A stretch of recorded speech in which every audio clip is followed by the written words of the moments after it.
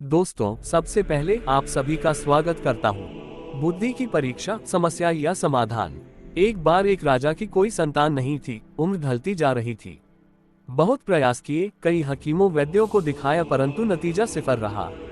राजा को चिंता सताने लगी कि मेरे बाद राजपाट कौन संभालेगा। राजा को उपाय सूझा। महल के भीतर एक नया महल बनवाया, उसके मुख्य द्वार पर बीजगणित का एक सूत्र लिखवाया और पूरे राज्य में मुनादी पिटवाई कि जो भी व्यक्ति इस सूत्र को हल कर लेगा उसके बाद ये द्वार खुल जाएगा। वही इस महल का स्वामी व राज्य का उत्तराधिकारी होगा। अब पूरे राज्य के बड़े बड़े गणितज्ञ व विद्वान पहुंचने लगे, पर कोई भी उस सूत्र को हल नहीं कर सका। राजा की चिंता बढ़ने लगी। कुछ दिन बाद प्रयास करने वाले आने बंद हो गए। राजा ने पास के राज्यों में भी ढिंढोरा पिटवा दिया। प्रलोभन अच्छा था, बहुत से लोग आने लगे, पर किसी से भी सूत्र हल नहीं हुआ। धीरे धीरे लोग आने कम हो गए। एक दिन केवल 2 ही लोग पहुंचे, जिनमें से एक गणितज्ञ थे और एक साधारण युवक। युवक के जीर्ण शीर्ण वस्त्र देखकर द्वारपाल उसे क्रोधित हो भगाने लगे। तुमसे न हो सकेगा, जाओ। राजा की दृष्टि पड़ी तो युवक को रुकवाया गया। राजा बोले, पहले युवक को ही अवसर प्रदान किया जाए।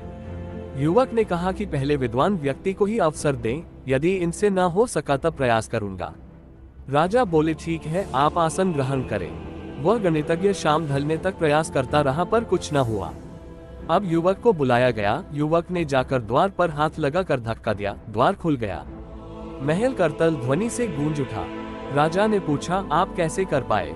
युवक ने कहा कि जब विद्वान व्यक्ति पूरे दिन जूझ रहे थे, तब मुझे लगा कि यह भी हो सकता है कि ये कोई बीजगणित सूत्र ही न हो, एवं द्वार पर बुद्धि परखने के लिए लिखा गया हो। शिक्षा। जीवन में कई बार हम सभी किसी समस्या से जूझते रहते हैं, जबकि वो कोई समस्या होती ही नहीं। इस कहानी से हमें ये शिक्षा मिलती है। 1. सरलता से सोचें। कई बार समस्याएं उतनी जटिल नहीं होती जितना हम सोच लेते हैं। समाधान साधारण हो सकता है, बस सही दृष्टिकोण की जरूरत होती है। 2. पूर्वाग्रह से बचें। किसी व्यक्ति की योग्यता को उसके बाहरी स्वरूप से नहीं आंकना चाहिए। सच्ची योग्यता किसी भी रूप में आ सकती है।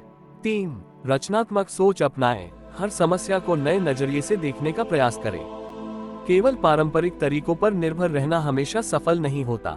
4. अवसर का महत्व समझें। जब मौका मिले तो उसे भुनाने का प्रयास करें। समझदारी और धैर्य के साथ सही समय पर कदम उठाना महत्वपूर्ण है। 5. समस्या पर सवाल उठाएं। समस्या को ठीक से समझना और यह जांचना कि क्या ये वाकई समस्या है, बहुत जरूरी है। दोस्तों, आपको ये वीडियो पसंद आया है तो वीडियो को लाइक करें और चैनल को सब्सक्राइब करें। धन्यवाद।